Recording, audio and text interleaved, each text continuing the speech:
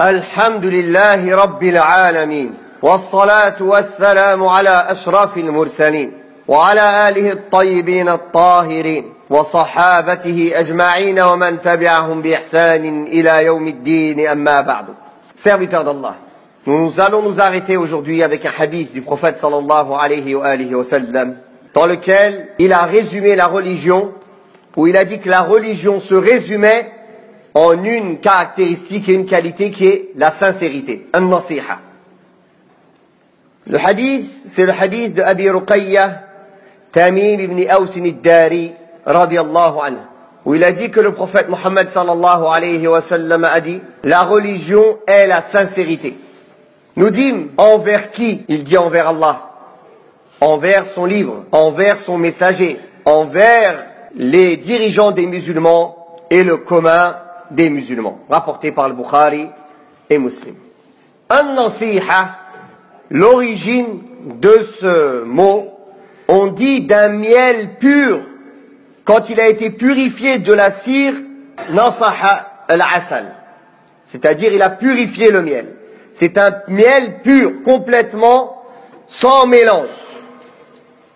De même que certains savants comme l'imam al-Nawawi on dit que nasaha, ça vient du fait de relier deux pans de vêtements en les cousant.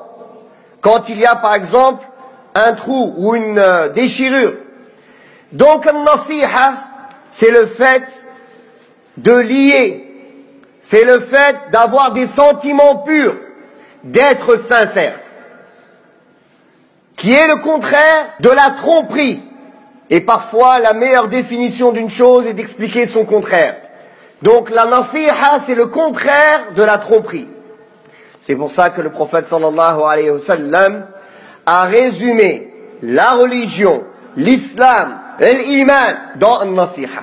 Car ad-din, le mot ad-din, quand il est cité seul, il veut dire l'islam, il veut dire l'iman, il veut dire ad-din. Ça englobe le tout. Ce sont des synonymes. La sincérité envers Allah, cela veut dire de lui vouer un culte exclusif, de n'adorer que lui sans lui donner d'associé, de n'invoquer que lui, de ne sacrifier que pour lui, de croire en lui et en ses informations qu'il a révélées à travers le Coran et la Sunna authentique.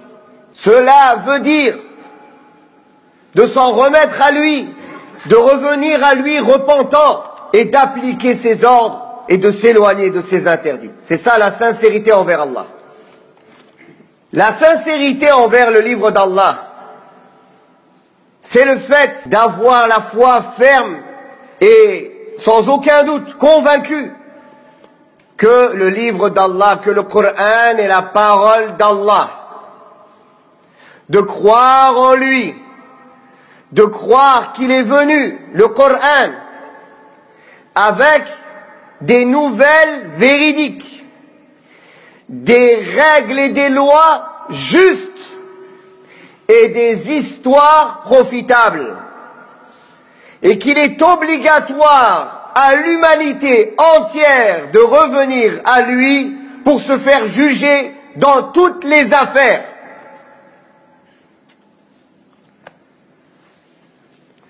La sincérité envers le messager d'Allah sallallahu alayhi wa sallam, c'est le fait de croire en lui, qu'il est Muhammad ibn Abdillah ibn Abdul Muttalib, le messager d'Allah, choisi par Allah pour être envoyé à l'humanité entière, hommes et djinns, jusqu'à la fin des temps. Qu'il a été envoyé ila nasi kaffa, pour tous les gens, comme miséricorde, bashiran wa nadira, comme annonciateur de bonnes nouvelles et avertisseur. C'est le fait de l'aimer pour Allah et non pas de l'aimer comme on aime Allah et de l'adorer en dehors d'Allah. De l'aimer pour Allah, car Allah l'a aimé et car il est l'être humain le plus aimé d'Allah et qu'il est le meilleur des hommes et qu'Allah nous a ordonné de l'aimer. D'un amour légiféré, de l'aimer plus que l'on aime nos enfants, nos parents, le monde entier, de l'aimer plus que l'on aime sa propre personne. Car personne ne sera véritablement croyant tant qu'il ne l'aimera pas de cette manière-là. Et l'aimer, cela veut dire d'apprendre sa sunna, sa tradition, de la connaître, de la méditer, de la mettre en pratique, de la défendre, de la protéger de toute altération et d'être prêt à se sacrifier pour la protéger. La sincérité envers les dirigeants des musulmans. Cela veut dire d'avoir des sentiments loyaux et sincères envers eux, en leur conseillant le bien et la vérité, et en ne mettant pas le trouble au sein de leurs administrés contre eux, en ne montant pas leurs administrés contre eux, et en patientant sur leurs erreurs et sur leurs méfaits. De même que cela comporte le fait de les aider dans l'obéissance d'Allah et de se tenir à leur côté dans tout ce dans lequel il y a du bien pour l'islam et les musulmans. Puis, la sincérité envers le commun des musulmans, qui se résume en un hadith, c'est d'aimer pour ton frère ce que tu aimes pour toi-même. Comme Ibn Daqiq al-Eid, rahimahullah, a expliqué ce hadith. Il a dit, c'est quoi la sincérité envers les musulmans? C'est ce hadith, d'aimer pour ton frère le bien que tu aimes pour toi-même. D'être un bon conseiller pour eux, d'aimer le bien pour eux, de les appeler au bien, de leur enseigner le bien, de leur conseiller le bien, de leur déconseiller le blâmable, de lier les liens de fraternité par lesquels Allah nous a unis, nous a liés, et d'autres parmi le droit des musulmans. Et il ne faut pas oublier, quand on dit c'est la sincérité et le bon conseil envers le commun des musulmans, il n'y a une personne à ne pas oublier, sa propre personne, qui fait partie du commun des musulmans.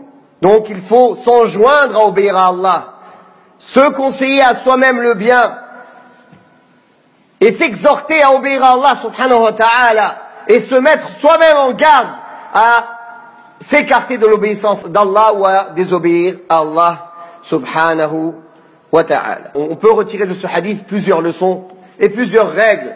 Nous allons citer les règles essentielles et les leçons essentielles. Premièrement, on voit que le prophète sallallahu alayhi wa sallam a dit ou a résumé l'islam à cette qualité qui est an-nasiha, la sincérité. Effectivement, le bon musulman croyant, c'est une personne sincère, qui ne porte que des bons sentiments et une bonne opinion vis-à-vis d'Allah subhanahu wa ta'ala, de son livre, de son messager, des dirigeants des musulmans et du commun des musulmans. Même plus loin que ça, il essaye même d'être bénéfique au commun des gens, même qui ne sont pas musulmans, en les appelant à Allah, en leur montrant le chemin de l'islam, en patientant sur leurs méfaits et autres qualités auxquelles l'islam appelle. On voit aussi dans ce hadith que la sincérité elle est dirigée envers 5, comme il est cité dans le hadith, envers Allah, envers son livre, envers son messager, envers les dirigeants des musulmans et envers le commun des musulmans. Une question se pose. Pourquoi les dirigeants des musulmans ont été cités seuls alors qu'ils font partie du commun des musulmans? N'est-ce pas? Car certaines règles dans la nasiha, dans la sincérité et le conseil vis-à-vis d'eux, diffèrent de la manière dont on conseille le commun des musulmans. Premièrement, il est permis et parfois même obligatoire de conseiller le commun des musulmans, même si c'est une personne connue, en public, et de le reprendre en public, quand il fait une erreur publique qui peut nuire à tous les musulmans. Par contre, ceci est interdit vis-à-vis du gouverneur. Car le messager d'Allah, sallallahu alayhi wa sallam, ici déjà a différencié entre le conseil qui est donné au gouverneur aux dirigeants des musulmans et au commun des musulmans. Puis, il est venu dans d'autres hadiths authentiques le détail de cette manière dont ce gouverneur doit être conseillé.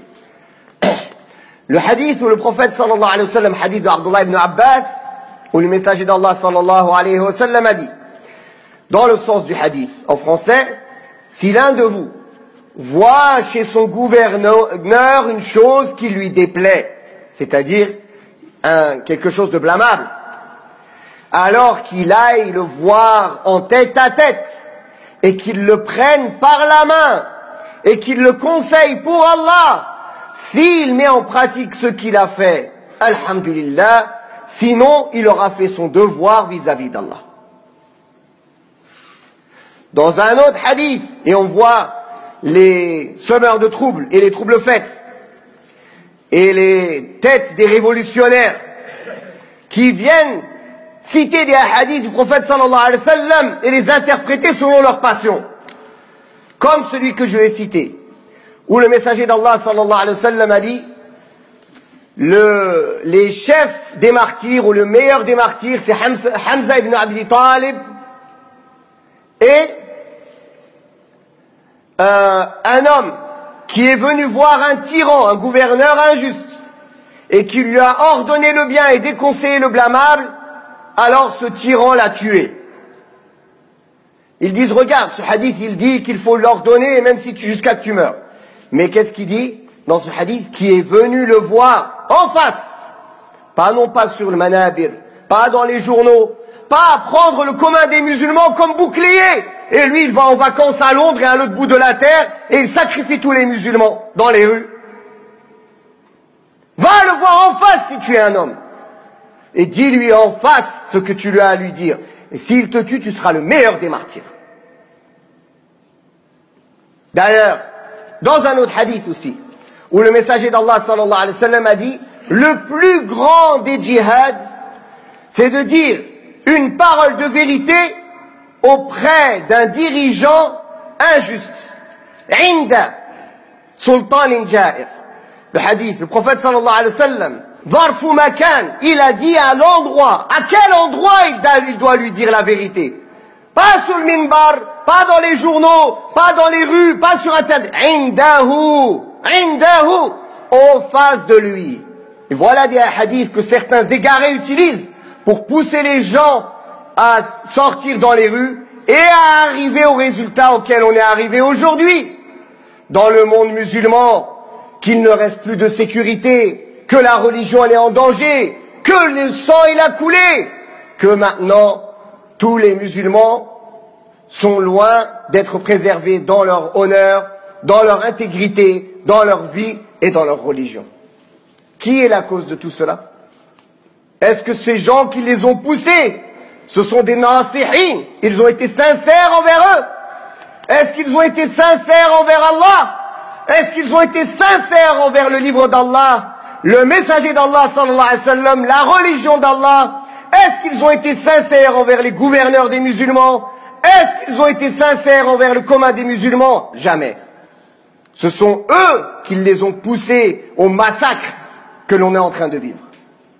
C'est pour cela, serviteurs d'Allah, il n'est pas permis de s'écarter d'un pas, surtout pour une personne qui appelle à Allah et qui conseille les musulmans et qui enseigne l'islam et qui s'est mis à une place où il prétend appeler les gens à Allah. Il n'est pas permis qu'il appelle à un autre chemin que le chemin du prophète sallallahu alayhi wa sallam, car en cela il aura fait quoi? Il aura trompé les musulmans, et celui qui nous trompe, il ne fait pas partie des nôtres. نسأل الله سبحانه وتعالى أن يجمعنا جميعا على الحق والدين وأن يحفظ المسلمين في كل مكان والحمد لله رب العالمين.